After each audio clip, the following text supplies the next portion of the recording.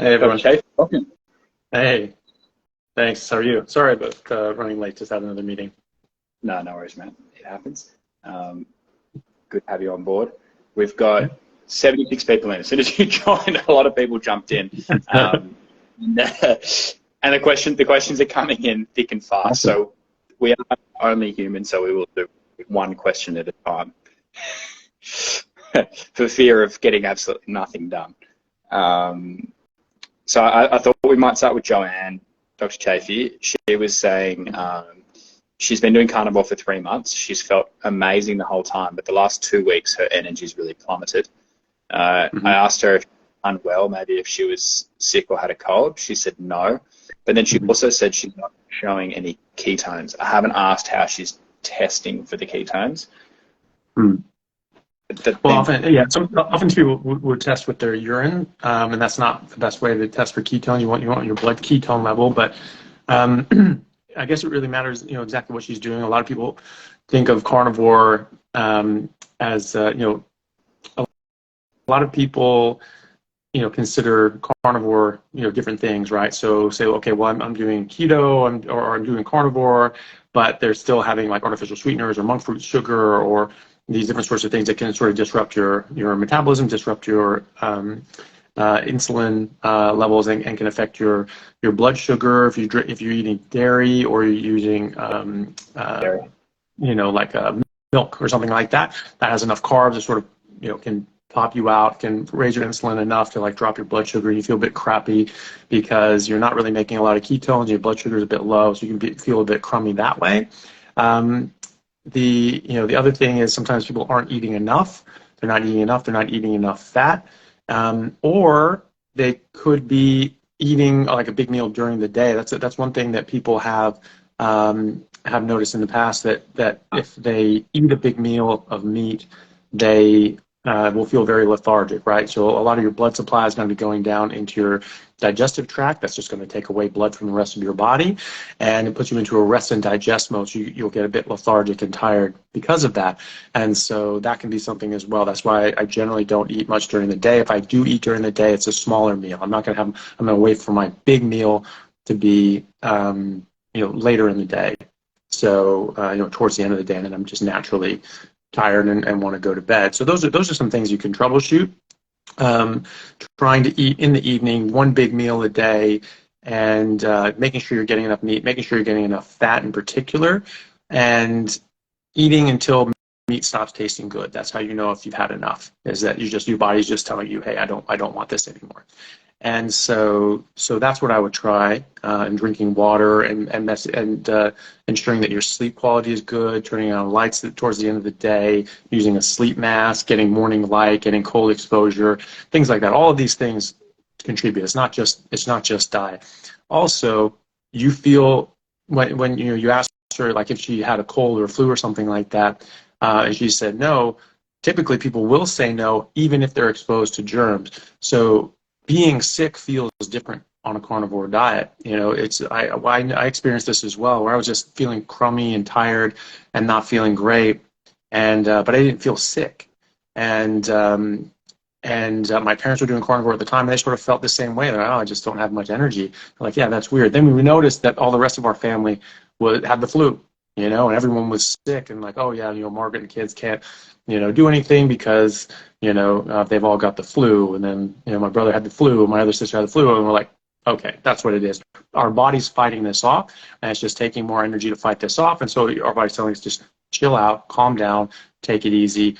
Don't fight any panthers today.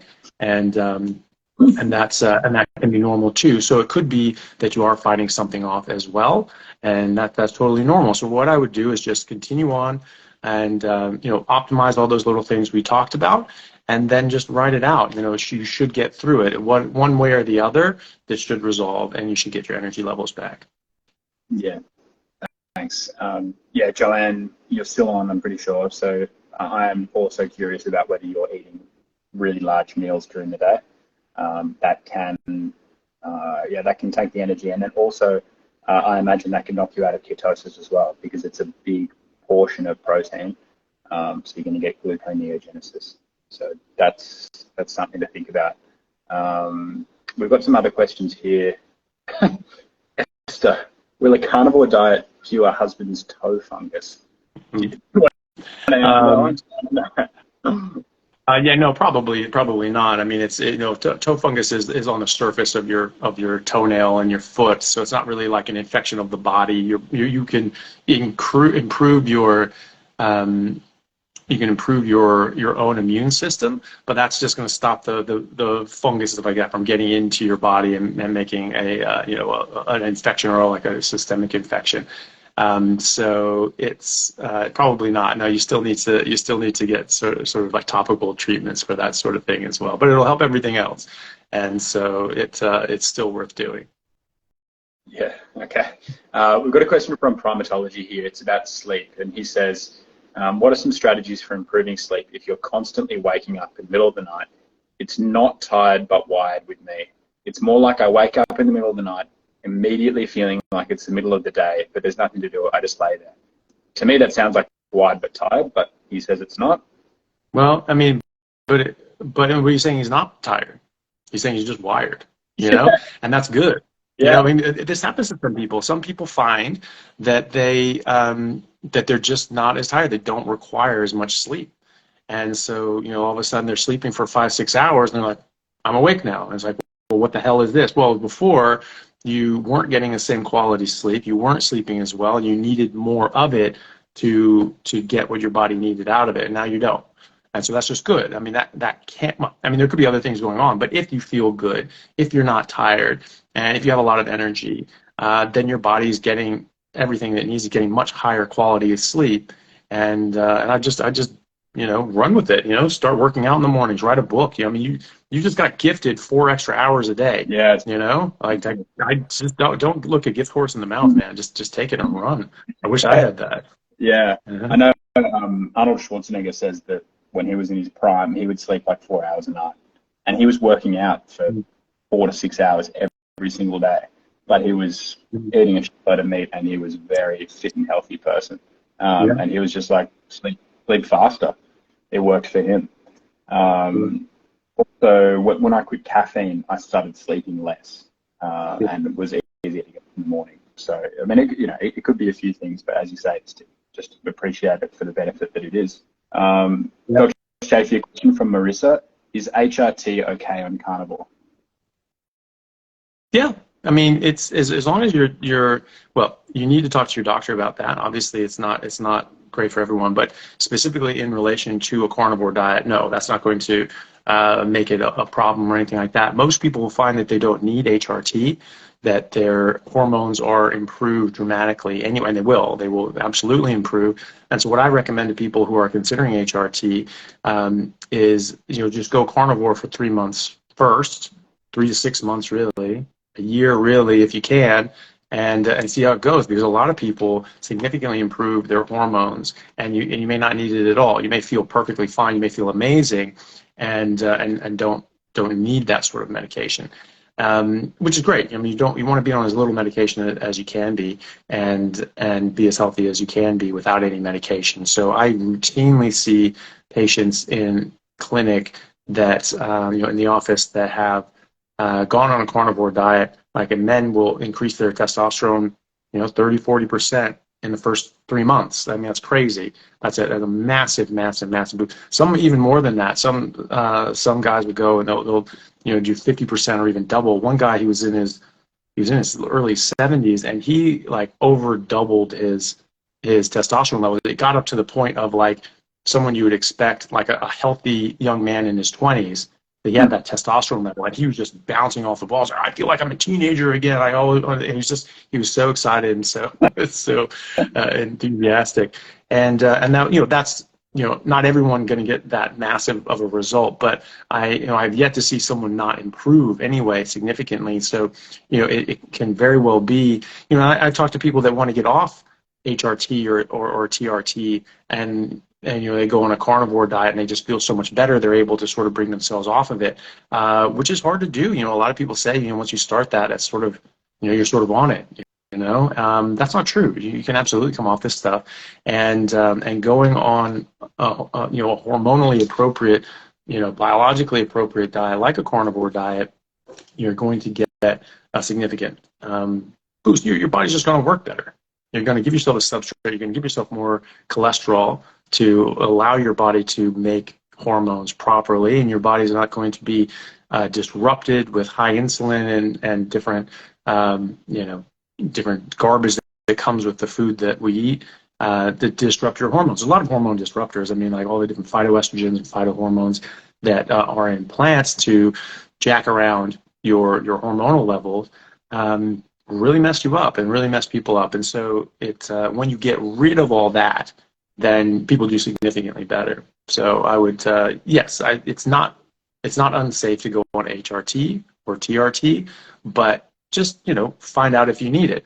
Go on a carnivore diet for a while, see how you feel. You may not want it. You may not need it. All the problems and the energy levels and all these different sorts of things that we associate with, depleted hormones, a lot of those things will go away. A lot of those things will get better. And so you may find you're like, yeah, I'm good. I don't need this. So I give it, sort of 3 to 6 months, and then talk to your doctor if that's something you still want to do.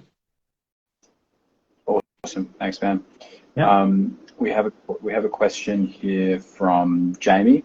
Do you have any insight into carnivore and male pattern hair loss? I'm finding my hair is thinning and really want to avoid medication. So there's a lot of different reasons for male pattern hair loss. I'm not a hair loss specialist or anything like that, but it depends on the age. It depends on the individual. But as I understand it, you can actually hasten hair loss via insulin resistance. So if you have insulin resistance, that can damage the the hair follicles and things like that. You can get more balding as well. It does seem that when people go on a carnivore diet, first of all, you're getting all the protein you need, you're getting all the different fat, cholesterol, all these different sorts of nutrients you need. So your body, your hair, your skin is going to be more nourished. It's going to be more healthy. And when the hair follicle is dead, it's dead. There's nothing you can do for that to bring it back. But if before it dies, you can increase its health. And so, that's something that you can potentially do, and then you can start getting like new little buds of hair. That would be hair follicles that just haven't quite died yet, but they were so sick that they weren't producing hairs. And the hairs that you do have, if they get healthier, the roots can get thicker. And so the base of it will get thicker. So even if you have the same number of hairs, it looks like you have thicker hair just because the stalks are thicker. So, it is. There's more volume to your hair, even though it's the same number of hairs. So, yes, it can help. There are a number of things that, like insulin resistance and, probably a lot of other things that can, damage your hair. And, my girlfriend, Elle, she has a business in the hair industry. A big part of her clientele, she does hair extensions. She ships out hair extensions, all over Australia and the world. And she was saying that actually vegans and vegetarians are some of her best clients because they have such thin, poor quality hair. They need these hair extensions to thicken up their hair and make it look more healthy. And she was saying, she was just like, vegans' hairs are by far, they have the worst hair ever. And that's what a lot of her friends in the industry say as well. And so, getting on proper nutrition and not, eating these things that may have deleterious effects to your body and your health can certainly help your hair. I can't promise that it's going to regrow your hair. I can't promise that it's going to stop you from going bald. There's other reasons that people go bald, but you'll at least eliminate some reversible causes that you have control over. And so at least you can do what you're able to do, and then just, let time, take its course. But you can at least address the things that you can affect. So that's what I would suggest. Thanks, man. What have we got here? Regina, I have started to take electrolyte packages because I feel fatigue after 2 weeks of being on the carnivore diet and losing 8 pounds. I tried to do 1 pack a day of LMNT. Is this okay? So what was the first part of the business, right? She's been doing carnivore for 2 weeks, lost 8 pounds. Her sugar is now normal, but she's fatigued. So she's taking electrolytes, LMNT. I suppose, we both know she shouldn't need to be taking LMNT. how can she kind of overcome this sort of fatigue feeling? Well, yeah, and it's not an electrolyte issue generally that's going to cause fatigue. That'll cause different issues. If you have low sodium, you'll get very confused and you get seizures. If you have too low potassium, you get heart arrhythmias and go into atrial fibrillation, and then ventricular fibrillation, and then you die. So it's actually a big deal having electrolyte imbalances. It's actually quite rare as well. So I think we're overprescribing electrolytes in my view. But in any case, that shouldn't be the problem with the energy levels. I think going back to the first question when we had with the energy levels, just doing those same things. So in 2 weeks, sometimes you're not completely fat adapted. If you're still having artificial sweeteners or monk fruit sugar or milk and things like that, you're going to mess up your energy levels. You just are. And so I would just eliminate everything except meat, salt, water, and then eat later in the day. Make sure you're eating enough. Eat until meat stops tasting good. Getting enough water. Getting your sleep right. And then just seeing around you is like, are there people sick? Are there people off with the flu? That could be it too. So those are the ones that that's the way I would troubleshoot it. And and most of the time it's they're not quite fat adapted. They're eating during the day and that's making them lethargic. They're not doing proper things for their sleep, or they're not eating enough. That's the most common thing. Or they're using sweeteners or milk or whatever, and that's messing up their insulin metabolism. So that's what I would do. That's sort of checklist. And drink more water. Like we often say, you're not going to do any damage by drinking too much water. Like that's just very, very unlikely unless you're like waterboarding yourself. Just drink more water. It's difficult. Yeah. Yeah, I mean, drinking, most people are having like a liter or a liter and a half a day, and so if you're feeling tired or whatever, you could probably go up on that, I mean, I used to drink 2 gallons of water a day when I was playing rugby, but I was working out a lot and I was sweating a lot, and so, I required more, but most people can stand to drink more water. 100%. Can the carnivore diet help women who have endometriosis? It just depends. I mean, I've no data on this. I don't know of any studies that have looked at like keto and things like that to to help to help endometriosis. I've spoken to some people that said they had endometriosis, but it was like so far advanced, even when they did go carnivore, they still needed surgery and other sorts of things. And I spoke to other people that actually had endometriosis, and it did help.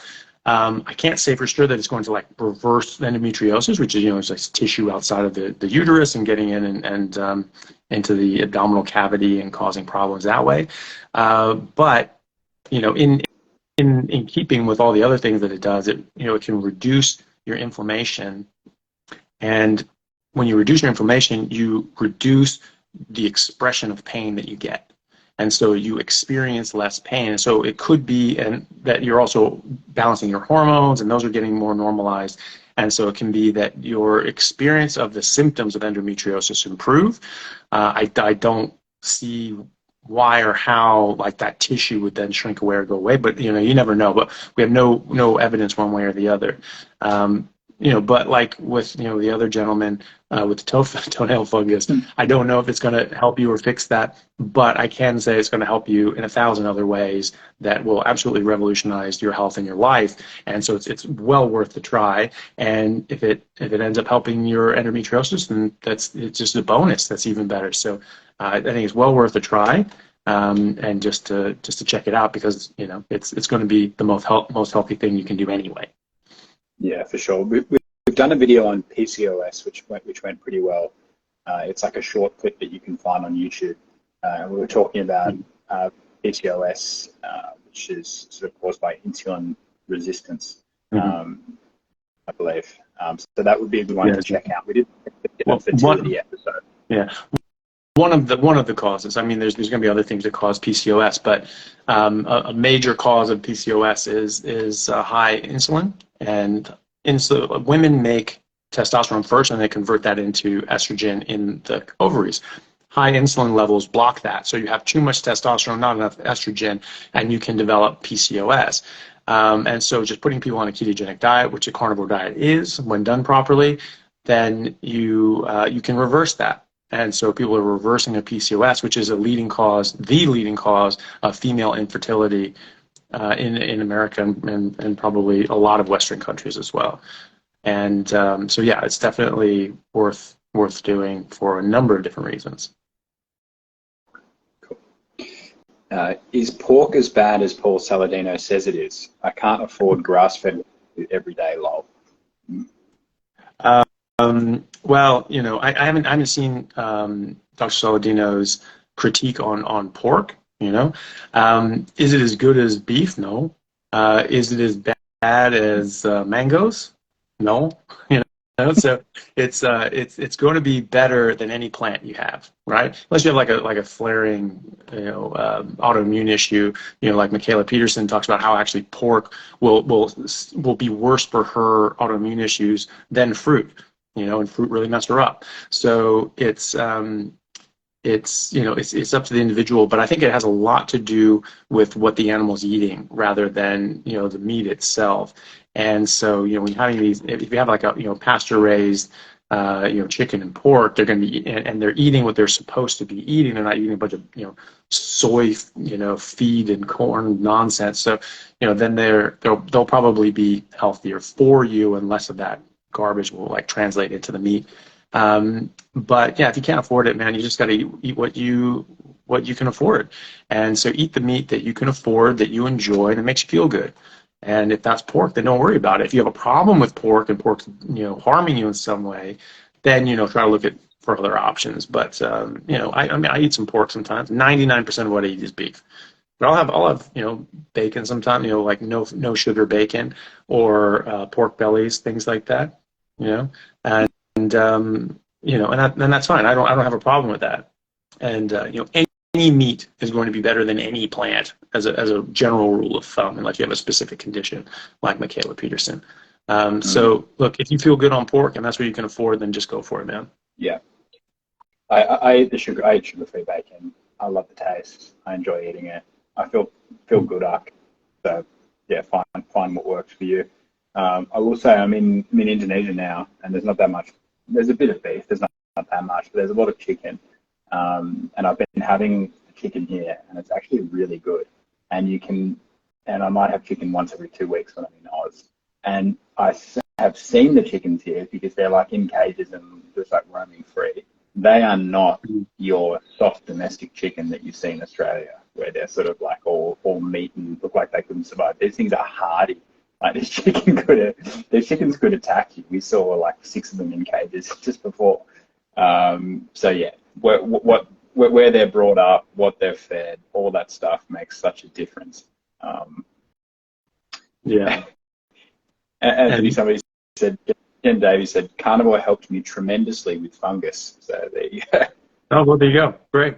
Yeah, well, that's good. You know, I mean, it is going to improve your innate defenses, but you know, it's just something in the nail. Like you don't have any blood supply to the nail, right? So that's not going to really get at it. So, you know, that's just. But you know, if it helps, it helps. That's great. You know, but I just wouldn't really expect it to with everyone. You know, so just don't forego the topicals as well. I was also going to say, you know, in Indonesia they have those crispy pork places as well. Have you been to one of those? I forget what it's called. They have like it's basically like suckling pig. They do the whole thing. It's like a smaller one, yeah. And so you can get like the pieces, and you can get like the skin. It's just like crispy skin as well.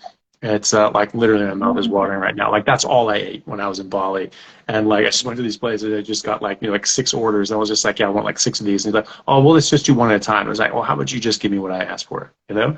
And and like, and so like, okay, well, yeah, and dude made like a deal with me, and he's just like, okay, well, maybe bring out just 2, and then if you keep wanting, you keep bringing it. I'm like, I'm telling you, I'm gonna want 6.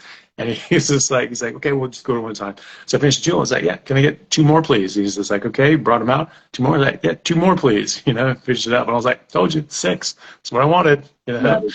And the dude was just amazed. Like, he was just blown away. Yeah, I found this awesome place yesterday where it's really good value, and you get 6 eggs, you get 6 poached eggs, bacon, and sausage, and it's like $10. And every I went there twice yesterday, so I sort of went there initially, ordered my 6 eggs, and she's like, "You sure you want 6?" And I said, "Yeah, bring the 6 eggs."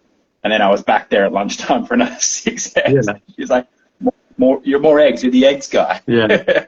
Yeah. What's the thing? I mean, like 6 eggs. Someone else said that too. They were saying like, "Oh, you get 5 eggs. You want 5 eggs?" I was just like, "When did 5 eggs become a lot?" Yeah, You know, I agree. I go to when I go to the hospital cafeteria, like I get 6 long strips of bacon and 10 eggs. I was like 10 eggs and is it 10 eggs? Yeah, 10 eggs and 6 strips of bacon. So it's it's a ton of these things. And at first they were just like Jesus, but now they just know. It's just like, yeah, you want the usual? You want the breakfast? And like people go in there like ask for the Dr. Chaffee breakfast, and like they know exactly what it is. And they're like, okay, so you want 10 eggs and 6 bacon? No, just like 4 eggs and 2 bacon or something like that. Like, yeah, it's funny. Regina, should we eat butter to help hormones? Steak and Butter Girl has mentioned it. Well, just as long as you're getting enough fat, and so if you're not getting enough fat from the meat that you're eating, supplementing butter is fine. I don't think that if you're eating fatty meat, like if you're having a ribeye, and that's enough fat for you, then the butter is optional. Like you don't need it at that point. But if you're not getting enough fat and your stools are dry and hard and things like that, which is indicative that your body's not getting enough fat, that you're not eating enough fat, then yeah, adding in butter. Like, so, the meat in Australia is just quite lean by design. And so I add in butter all the time. Like I'll melt butter onto my steak just because I want to increase the fat content. And that's fine. Some people have a problem with butter. Some people have a problem with milk proteins. And even in butter, most people are fine. Most people are fine with like grass-fed butter. But, if you're not, then tallow is fine too, or just getting fatty cuts of meat. Like chuck is a great fatty cut of meat. Brisket's super fatty.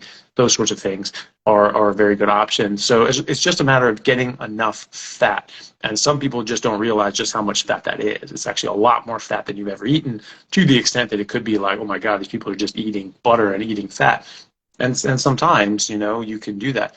Bella is just making a very clear point and statement that, one, that's good for you. It's not bad for you. It's not causing a problem. And 2, you need a lot of it.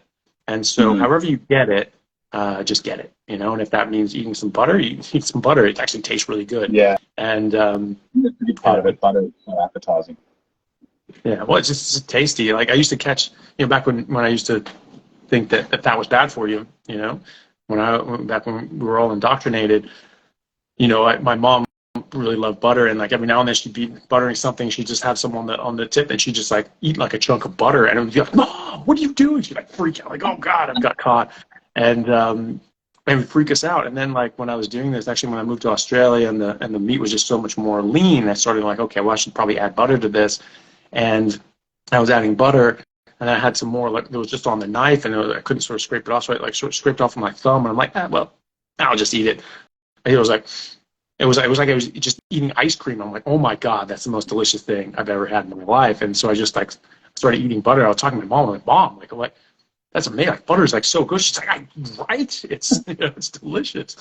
And so I started eating butter after that. And I just craved it. I just like cut off a slice of butter and just like be eating it. I'm like, this is crazy. I just started thinking of it as like cheese. It's a dairy product. It's just like fatty cheese. It is delicious. So do I think it's required that you need to eat a stick of butter? No, not if you're getting enough fat from the meat that you're eating. But if you're not getting enough fat from the meat that you're eating, you should add in fat, and butter is a good option for most people. Awesome.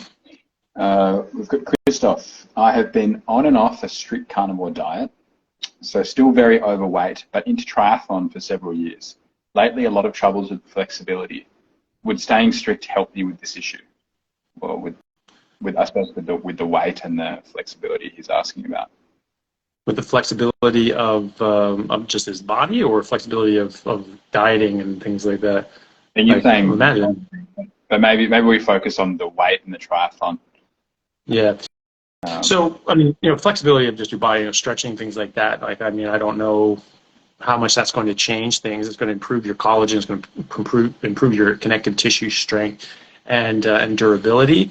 But other than that, that's going to manifest how it is. With people with Ehlers-Danlos and hypermobile joints, it actually makes them more stable.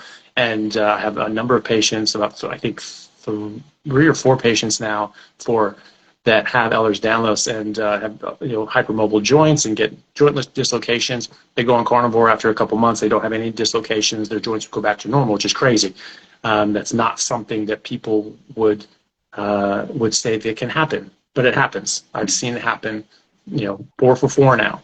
And so, and Dr. Baker's has said that as well. That's something that he's seen as well.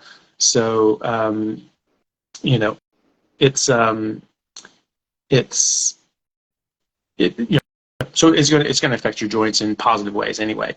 So, and then the question was about how his training again. Remind me. Yeah, saying will staying strict carnivore help with the fat loss and triathlon training? Well, it will definitely help with fat loss, and it will definitely help with your training as well. It's going to be the optimal food for anybody. It's definitely going to be an optimal food and way of eating for athletes. When I was playing high level sports, I never felt better in my life than when I was doing carnivore. I could literally sprint marathons. I just couldn't get tired. I couldn't run out of energy. My recovery was just instantaneous, and I could just go. I never hit the wall. Never ran out of energy. Never had to push through and get Gatorades. I just go. And so,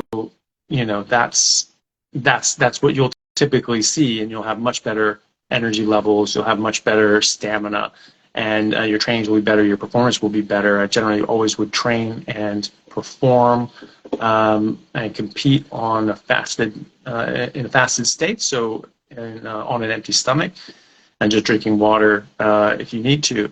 And yeah, you'll just naturally, being on a carnivore diet puts your body into when you're not eating sweeteners of any kind, puts your body into a fat mobilizing and utilizing metabolism. So you use your fat and your body just uses your fat. And so you'll slim down, absolutely, and you'll be able to work out, have a much higher exercise potential as well. And so, yes, it's absolutely the best way to go for any athlete in particular. Nice.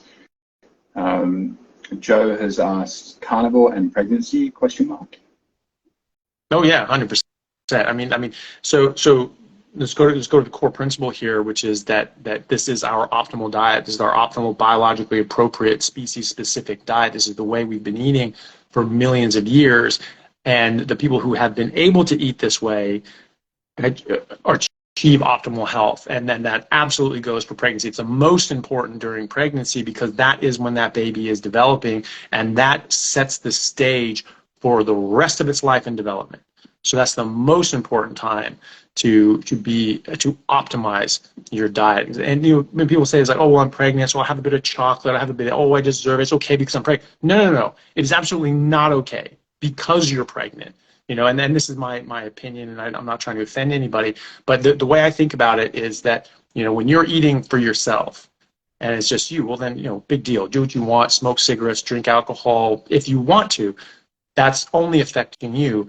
But when you're pregnant, obviously that's affecting your baby. And most people are going to be very, very conscious of the fact that they want the best for their baby and they want to do the best they can. So the best that you can do for your baby is give it the perfect nutrition and eliminate out anything that's going to be harmful. And this actually helps with morning sickness. Animals in the wild don't get morning sickness.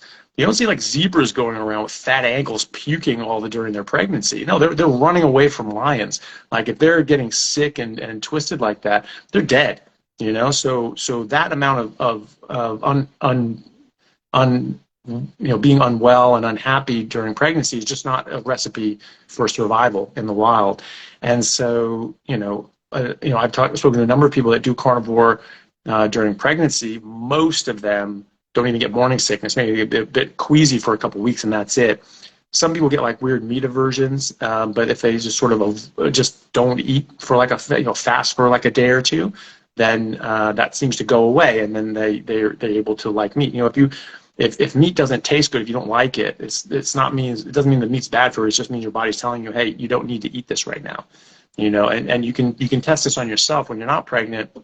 Just keep eating meat, and past the point that you really want to. If you just keep going, you will get to the point where you're just not enjoying it. You just don't want to eat it, and your body's just like, what are you doing? Stop it. So you're going to get that.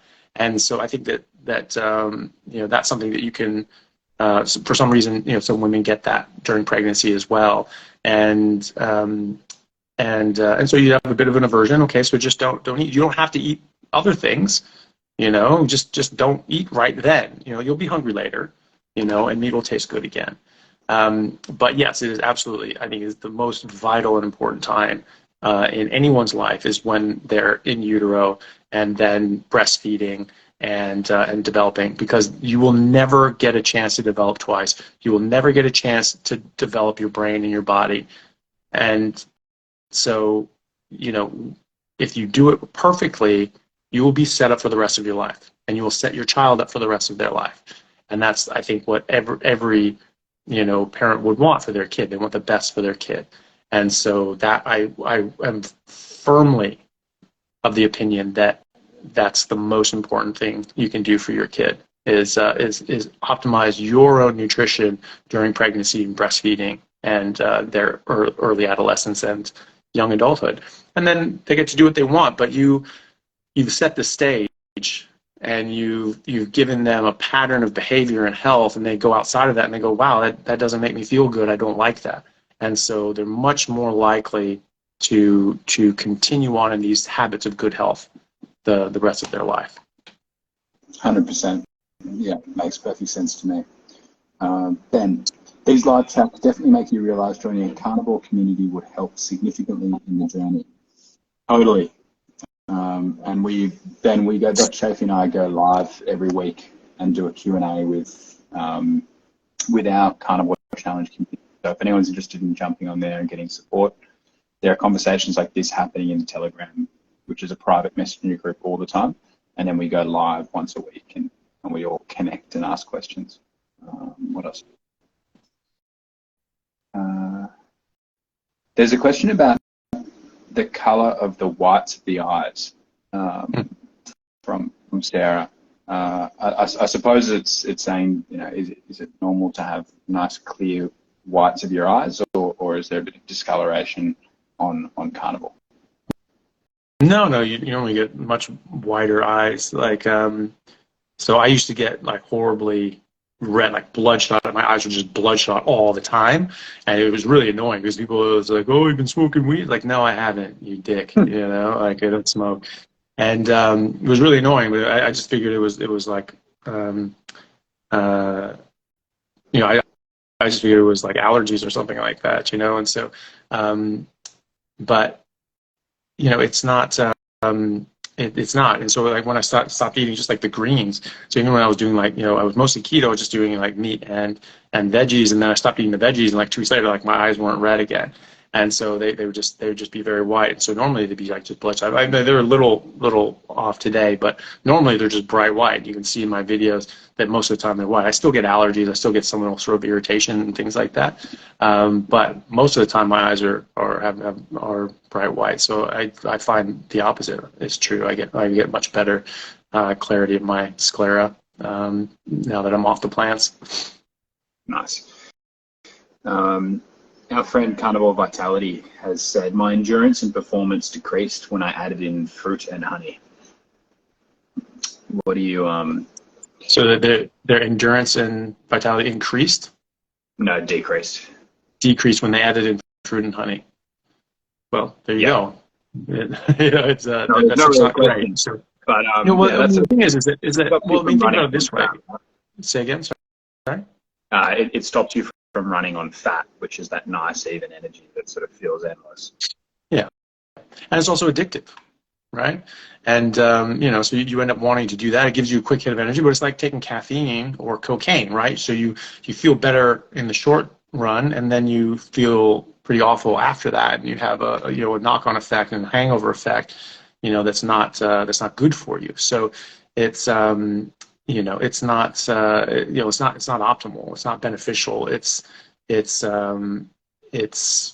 you know, it and like you know, Simon said, it you know, it's a carbohydrate and it's a sugar, and so you're going to raise your insulin. You're going to pop out of your optimized metabolic state, and you're going to stop your body's ability to mobilize your fat, glucose, glycogen stores like that. So it's not helping you. I did a video. No, we did a video talking about fruit and honey. It was just fruit and honey is not carnivore. And so just look that up, and you know, we just go through that. You know, that fruit is not completely benign. First of all, sugar is a drug, and sugar is sugar is sugar. It's just, you know, it's a chemical. It gets in your body, and it behaves as a chemical. There may be other things in that fruit or honey that can be beneficial, but it doesn't magically make the sugar not sugar. And you know, and even different fruits can be toxic and poisonous. Most berries, for instance, which are fruit, are poisonous. They'll kill you, right? And so you have to know which berries to eat. You don't just eat any random ass berry when you're in the woods. And so, you know, other fruits as well. You know, the cassowary bird eats 150 different tropical fruits. Every single one will kill you, right? Because the plant wants that bird to eat the fruit. It does not want to eat anything else to eat it, because a lot of these birds have co-evolved with these berries and these fruits. And so those seeds actually have to pass through the digestion of that specific animal, usually a bird, in order to germinate. And so if it doesn't go, like, so those fruits with a cassowary bird, if it doesn't go through a cassowary bird's digestion, it will not turn into a plant. And so it is in that plant's best interest to not let anything else eat that fruit. So it wants something to eat the fruit. It does not necessarily want you to eat the fruit. And we did not evolve we did not co-evolve with these fruits. Birds did. So there's some translation, you know, because, you know, we're animals, and so, you know, maybe we, you know, the ones that are sweet, especially, those don't seem to be as toxic. But there are some, you know, I mean, like citrus, all citrus have furanocoumarins, which are toxic, and you have to detoxify them. Are they toxic enough to kill you? Like, you know, probably not in the levels that we eat citrus, but it does disrupt your body. You do have to detoxify them. This is why you can't take certain medications with grapefruit, because the furanocoumarins in grapefruit use the same enzymes to detoxify them as, those enzymes that detoxify furanocoumarins are also the ones that metabolize certain drugs. And so now you're going to get you know, an off dose of those drugs. You're either going to get too much or too little, right? Which is not safe, you know. And so that's you know, so it's not completely benign just because it's a fruit. Most fruit are still toxic, and the ones that aren't as toxic, you know, they're still not optimal, and the sugar will always mess you up, you know, and well, in enough amounts, yeah. Cool. Could you talk, here's a really good question. Could you talk a little about the best way for those with type 2 diabetes who are currently on multiple types of meds and want to transition to proper nutrition, and specifically the best way to stop taking meds? Is with your doctor. It has to be with your doctor. People going on a carnivore diet or even a ketogenic diet, which if you're not eating fruit and honey, then carnivore is, then you need to you know, sort of be mindful that your demand for these medications are going to go down. You know, you know, very simply, you're not taking in a whole bunch of carbohydrates. So you don't need as much medications to drop your carbohydrates. You're going to be making carbohydrates, and so yes, you're still going to have insulin resistance. You're still going to have issues with the utilization of those, you know, that blood sugar, so your levels can still be a bit high, but they're going to be much more controllable, you know, with a ketogenic or carnivore diet. So you need to be mindful of that. You need to check your blood sugar, you know, 2-3 times a day, and then, you know, you're going to notice that your blood sugar starts going down. Maybe you feel a bit tired or whatever. And so you'll need to talk to your doctor about, okay, what can I come off? What should I ratchet down? I'm doing this new diet and then my blood sugars are improving and they're getting better. And so what do I do? So that needs to be under doctor supervision. But yes, you can absolutely expect to need to lower your medications in a stepwise progression with the help of your physician.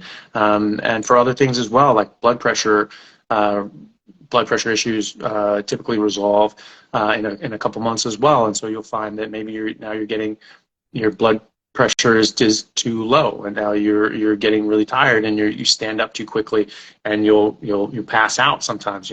It's that happens. So being mindful of that and careful, because you don't want to get into a situation that your blood sugar is dropping too low. Well, if you're in ketosis, you'll be fine. But and type 2 diabetes is very difficult to get like a hypo episode, unless you're taking like insulin, taking too much insulin, and then but blood pressure as well. Like your blood pressure can get too low, and you can get very lightheaded, and that's a falls risk. So just be mindful of that, and be careful. And if if you're taking your blood pressure and your blood pressure is normal, do you really need to take your blood pressure medication? In the hospital, we withhold that. We say, hey, this guy's he's normally taking, this blood pressure medication, but his blood pressure is normal. Should we still give it?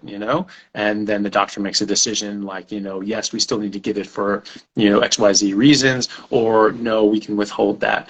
And so, again, talk to your doctor about what you specifically should do in those situations, and just get a game plan and then action it. But it will get better, and most people can come off their medications. Even people long-term type 2 diabetics who are insulin dependent long-term, a lot of them are coming off their insulin. Not everyone can come off all the way, but you can at least come down to like a minimal dose and not have to take a whole bunch of like fast-acting insulin and things like that. You just take your background insulin, like Lantus or similar long-acting insulin, and that just covers you for the whole day. And type 1 diabetics end up doing the same sort of thing. They just need that background dose, and then they're good. And so it makes it so that your blood sugar is much, much, much more controllable, and your HbA1c will drop dramatically from whatever it is now. Awesome. Yeah, Kathy said, got my mum off all diabetes meds, including insulin. We tested her glucose often and cut the meds as we went. Her doctor was amazed. It was quite easy and happened quickly after 40 years of type 2 diabetes. So, yeah, it's amazing. When my mom reversed her type 2 diabetes, she'd been diabetic for 25 years plus, and then for 10, 15 years before that, she would have been had insulin resistance and raised fasting insulin levels and things like that. So she would have been having these issues for decades and decades and decades. In 2 months, she came off all of her oral medications and reduced her insulin down to a minimal dose. Awesome. And in 2 months, and her HbA1c, which is a marker of your blood sugar control over the course of the past 3 months or so. Carnivores, their blood cells are going to live longer, and so it actually it's probably indicative of the last 4 months. So it may be slightly higher for carnivores just because your blood cells are lasting longer, they're living longer, so they're being exposed to blood sugar longer. But either way, her HbA1c went from 8.9, which is very high, down to 6.1, which is sort of the just past the upper limit of normal, so sort of pre-diabetic levels. So she went from very diabetic to pre-diabetic on no medications. That's pretty crazy. 2 months. Yeah. Right. 2 months. Yeah. So it goes very quickly, and has a huge impact. And that's not anecdotal at all. Some of this stuff we just have to say, well, this is what I'm seeing, and I'm seeing a lot more of this and more of this, so that's what I'm going to go with. But we actually have large randomized clinical controlled trials showing that a ketogenic diet reverses diabetes, type 2 diabetes, and can significantly control type 1 diabetes. This is not new information. We have been using a ketogenic diet since like the late 1800s to control diabetes and increase survival in type 1 diabetes, because we had no treatments for them. We didn't have have insulin. We had to figure out how to extract insulin from corpses. You know, we had cadavers. We sort of were extracting insulin and things like that. And you know, so that is something that they figured out that you could do. You could fast and you could go on a ketogenic diet, and you prolong survival of type 1 diabetics, and you could control type 2 diabetes with that. We've been doing that for literally over 100 years. So this is not new. It's just we've just pasted over all of this with this whole cholesterol is bad, meat is bad, just throw out the last 200 years of medical science and literature. So, everyone's saying it's just like, that carnivores knew that this is new. These are not new concepts. This is not new ideas. We've been eating meat for millions of years. That's the established fact. The new idea is eating a whole bunch of vegetables, fruits and vegetables. That's new. That's never been done before. That's very recent, right? So they've got to prove that that's better in comparison to a meat-based diet, which is what we evolved on, which is what we've been living on and are designed to be on. They don't have those studies. They say, oh, it's so much better when you increase fruits and vegetables, these different health markers improve. Only when compared to a standard processed food diet. Only, because that's the only thing they've ever compared it to. And they say, oh, well, when you have these things, they're all surveys. Like these guys talk about, it's like, oh, well, if you don't have a randomized controlled trial, then it's not worth hearing. All you have are surveys. That's all they have. They're just these nutritional surveys that they just ask people how much of different things they eat, and they sort of look at their health issues or ask them what their health issues are. It's really poor studies and poor low quality data, and yet they're demanding RCTs from everyone else. Like, no. That's not how that works. You don't get to control and dictate, where the evidence comes from. If it's evidence, it's evidence. It needs to be considered as such. And when you're not putting out RCTs and you're not comparing like for like, then you have no room to talk, right? So, when they're doing these things, they do these surveys. They're not comparing like to like. They're comparing just eating more whole foods as compared to eating a bunch of processed crap. Both plant-based. 70% of the American and Australian diet is plant-based. It's just processed carbs and sugar, all from plants, right? And then you go to whole foods plants, and it's still like 70% plant-based. Okay, it's still plant-based. So this idea of plant-based is idiotic, right? Because most plants on Earth are inedible, right? They'll make you very sick or even kill you, right? So it's not just, just eat any plants. Plants are plants. This is stupid. This is juvenile. And anyone who makes these arguments clearly is either just has not thought about it, too dumb to know what's going on, or is trying to trick you on something, is trying to fool you on some way or another.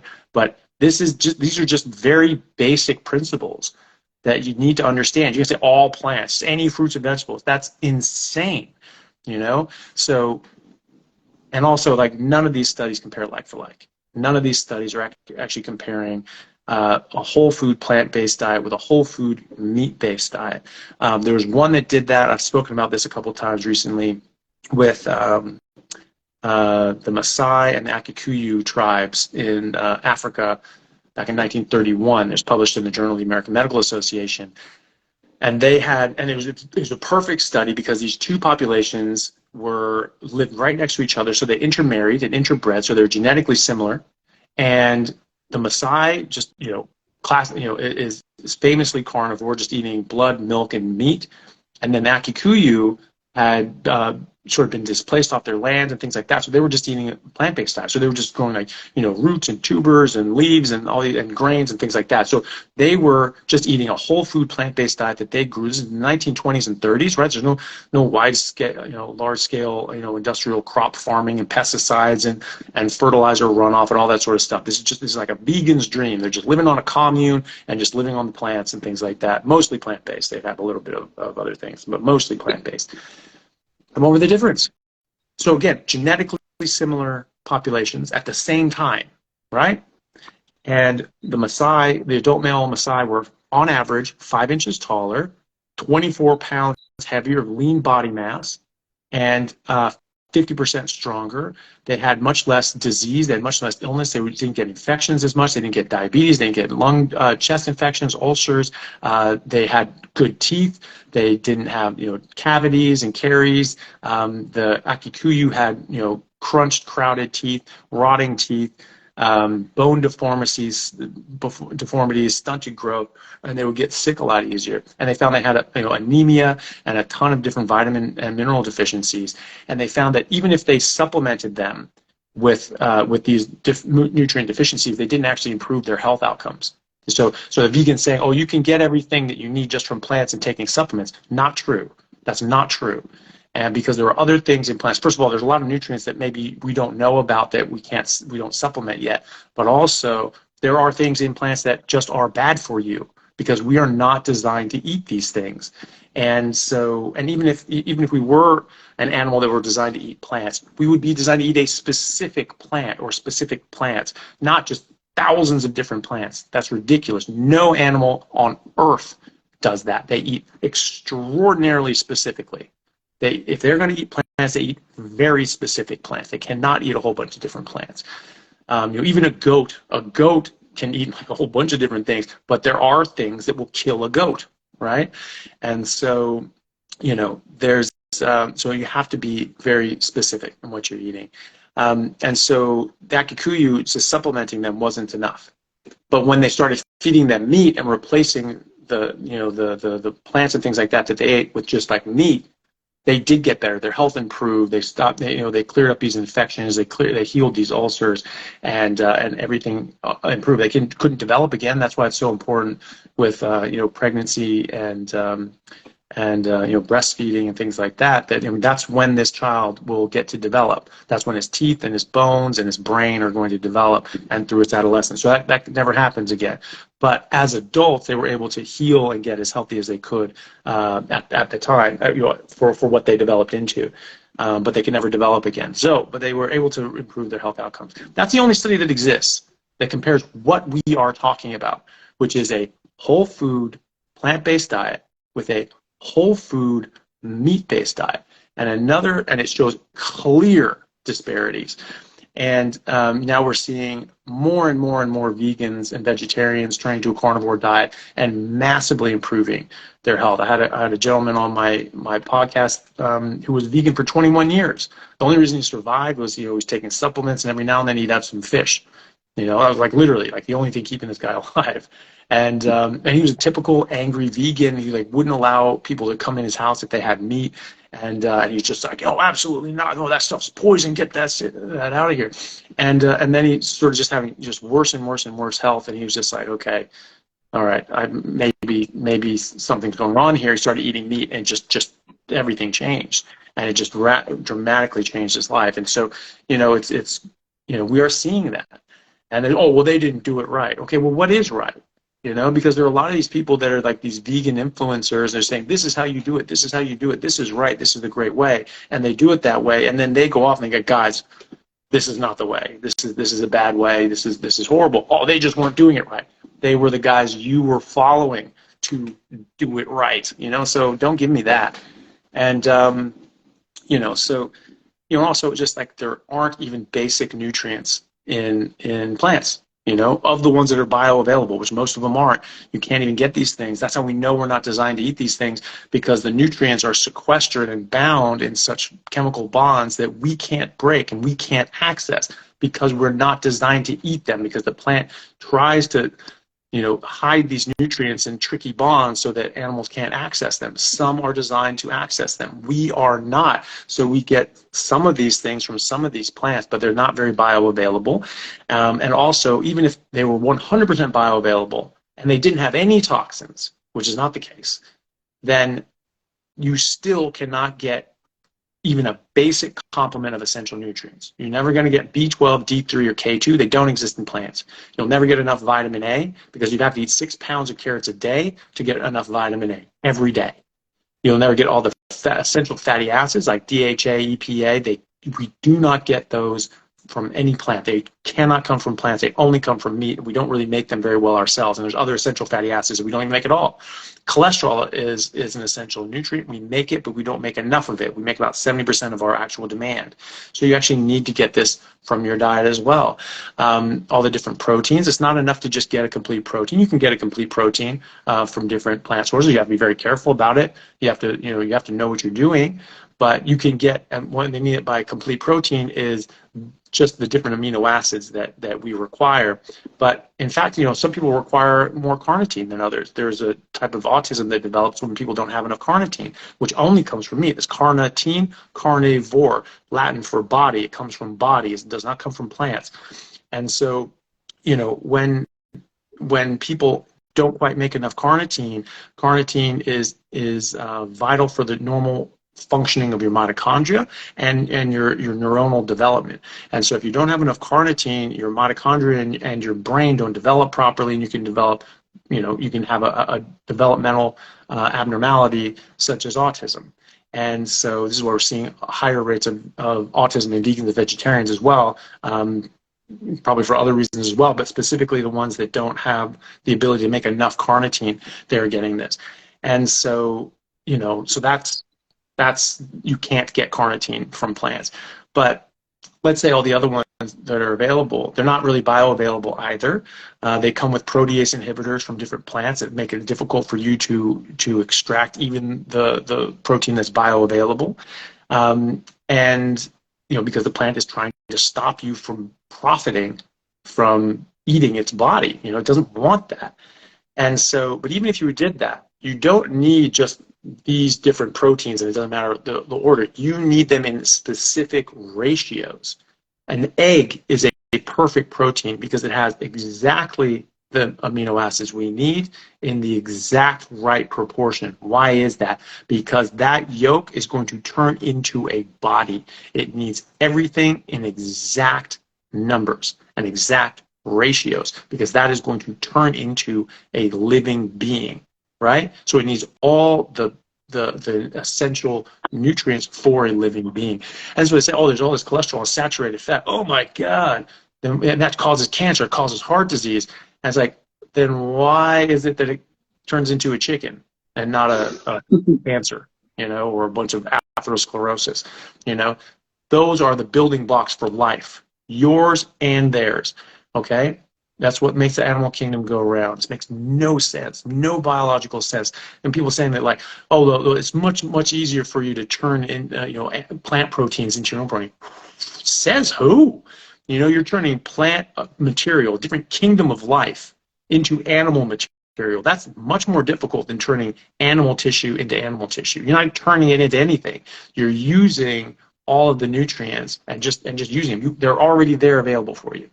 Right? Whereas turning plant tissue into animal tissue, that actually is more difficult, and we're not very well adapted and designed to do that.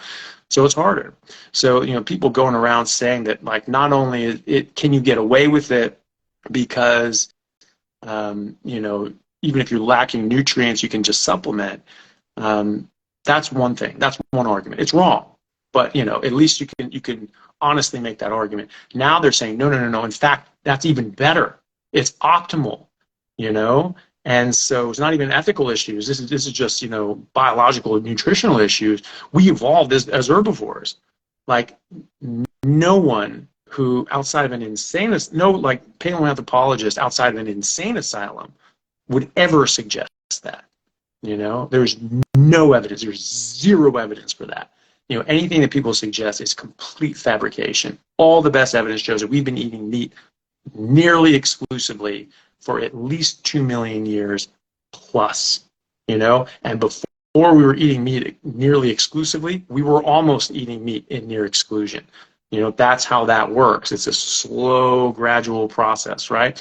And so you're just building up. So I don't know, bit of a tirade there, but it's just it makes no sense to me how people are making these arguments. And and using these soft epidemiological studies to try and prove things. When you have hard sciences like botany, biology, physiology, anatomy, and paleoanthropology and archaeology and things like that, that show very clearly the exact opposite of what these people are saying. No, it's I mean, I couldn't agree more. Yeah, it's amazing what people come up with. All right, guys, we're going to wrap there. Dr. Chaffee, thank you so much. That was awesome. If you're tuning in and you enjoyed this, check out our Carnivore Challenge. Dr. Chaffee goes live once a week, and it's a small, intimate, private group. There's generally far less people than are on right now, and you do get an opportunity to speak with Dr. Chaffee and chat with everybody in a private messaging group as well. So thanks, man. I really appreciate your time, and thank you to everybody who has tuned in today. Yeah, no problem. And and thanks everyone for watching. Hopefully that was helpful. And like Simon said, we do try to, to give more support to people that need a bit more hands-on with the idea, of getting, out of the nest and flying on your own. And so, hopefully people can just sort of do that. I do try to make all my resources available for free on YouTube and my podcast. And so, but if you need a bit more support or community, we have that available for people. And so, if that's something you're interested in, check it out, howtocarnivore.com.